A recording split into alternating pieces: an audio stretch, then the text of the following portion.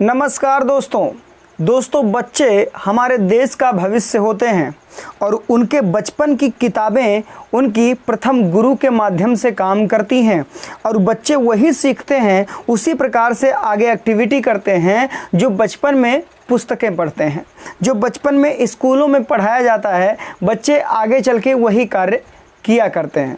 लेकिन एक बात समझ में आ रही है आप लोगों को, बच्चे का किस तरीके से यहाँ पर ब्रेन वॉश होता है, ये आप समझिएगा।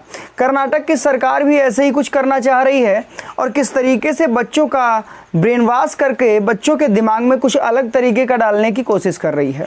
और इस वीडियो के माध्यम से आप लोगों को ये भी पता चलेगा कि किस प्रकार से यहाँ पर अंधभक्तों के देवी देवताओं का निर्माण हुआ है और किस तरीके से उनके प्रति उनकी आस्था लगती है और हम उनके प्रति अगर कुछ बोल देते हैं तो उनकी आस्था को ठेस पहुंच जाती है। कुछ ऐसा ही कर्नाटक की बीजेपी सरकार ने शुरू किया है।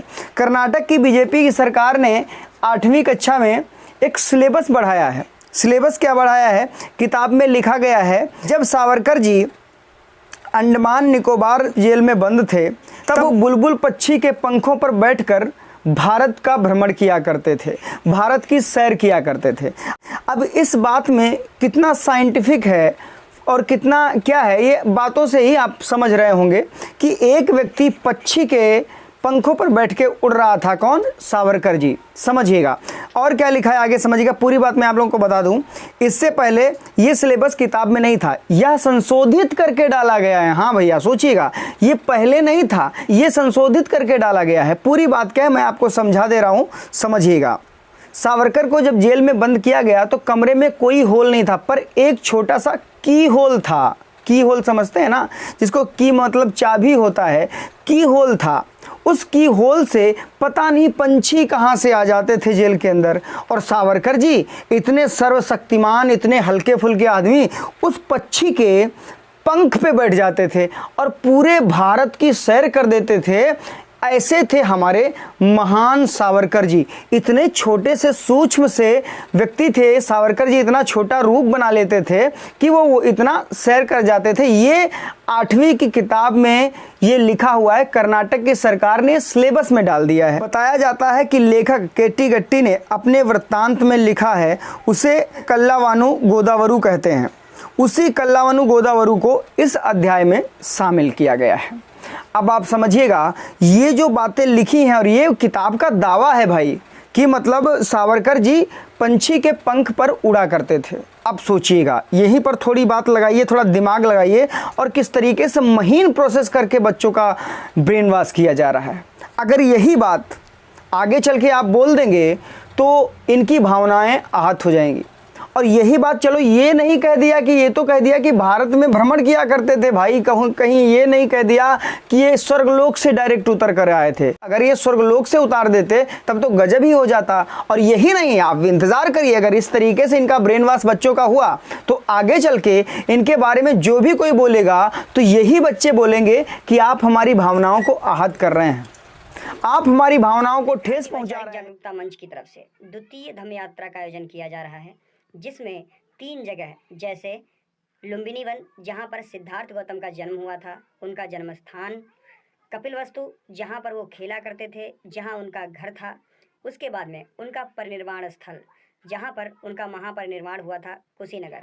इन 3 जगहों का भ्रमण किया जाएगा। उस यात्रा के दौरान आपको रहना, खाना, पीना, इन सब की उचित व्यवस्था रहेगी, जो कि टीम की तरफ से रहेगी। सुबह का नाश्ता और सब कुछ, बीमार होने पर दवाई भी टीम की तरफ से प्रोवाइड कराई जाएगी, जिसमें आप लोगों को सिर्फ 3000 रुपये देने होंगे। बाकी जितना आपका खर्चा रहेगा, रहना, खाना, दवाई, नाश्ता, चाय, वो सब कुछ टीम की तरफ से आप लोगों को प्रोवाइड कराई जाएगी। सीमित समय तक ऑफर है, कम सीट बची हैं, आप सभी लोग जल्द से जल्द बुक कर सकते हैं नीचे दिए गए नंबरों पर। धम्म यात्रा 27 सितंबर 2022 को शाम को 6 बजे गोला गोकर्णनाथ के रेलवे स्टेशन के पीछे से रवाना होगी। उसके बाद सीतापुर होते हुए सीतापुर में पहुंचने पर 1 घंटे वहां पर लोगों का इंतज़ार करेगी। उसके बाद वहां से रवाना होगी। जो भी इच्छुक धम्मबंधु हैं अपनी सीट बुक करा सकते हैं नीचे दिए गए नंबरों। बाकी डिस्क्रिप्शन बॉक्स में भी आपको मोबाइल नंबर मिल जाएंगे, आप कॉल करके अपनी सीट बुक करवा सकते हैं। आपको सज़ा भी हो सकती है। अब आप समझिएगा इनकी भावनाएं कैसे आहत होती हैं। इसी प्रकार से बच्चों के दिमाग में अंधविश्वास फैलाया गया। इसी प्रकार से जो बड़े हैं वो समझा करते। अब जैसे मान लिया किताब में ये लिखा है कि पक्षी पर सावरकर जी घूमा करते थे, ठीक है। और अगर एग्ज़ाम में आ गया प्रश्न कि सावरकर जी भारत भ्रमण कैसे करते थे, अब बच्चे को तो ये लिखना ही पड़ेगा कि सावरकर जी जब जेल में बंद थे तब वो बुलबुल के पंख पर बैठ करके भारत भ्रमण करते थे। ये लिखना ही पड़ेगा, तभी उसको नंबर मिलेगा, अन्यथा नंबर कट जाएगा, क्योंकि वो उन्होंने ये पढ़ाया है तभी तो ये लिखा होगा। सेम इसी प्रकार से अन्य इतिहास भी हमारे बदले गए हैं। इतिहास में एक लेसन था, कक्षा 6 की हमारा इतिहास में एक लेसन था जो कि पुस्तकें यूपी में चलती थी, वो था आर्यों का आगमन। 2017 से पहले और 2017 के बाद उस लेसन को ख़त्म कर दिया गया। तो इसी प्रकार से बच्चों का ब्रेन वॉश होता है। अब जो बच्चे 2017 के बाद में यानी 19-20 में पढ़ेंगे, ठीक है, तो वो तो लोग यही जानेंगे कि आर्यों का आगमन नहीं हुआ है, और 2017 से पहले जो लेसन था उसमें था आर्यों का आगमन। तो अब तो जो आगे बच्चे पढ़ेंगे उनकी नज़र में तो बड़े झूठे हो जाएंगे ना।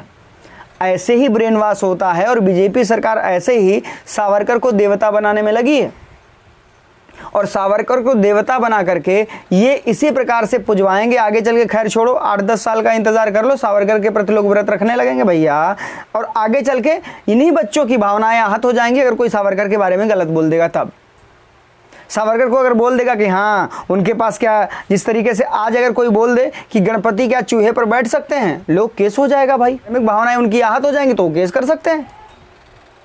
लेकिन सोचने वाली बात है, यही चीज़ें हैं। अगर कोई बोल देगा कि सावरकर इतने बड़े और पंछी इतना छोटा, क्या वो बैठ सकते हैं? बोले हैं हमारी भावनाएं आहत कर रहे हो, हम आप पे केस कर देंगे। लो, भावनाएं आहत हो गई भैया।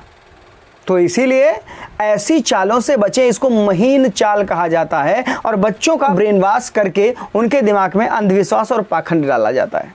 बस कसर थोड़े दिन की है, धीरे धीरे डायरेक्ट देवता ही बना देंगे, क्योंकि सभी की किसी की अन्य जानवर, किसी के अन्य पक्षी सब सवारी हैं, ऐसे इनकी भी एक हो गई सवारी बुलबुल।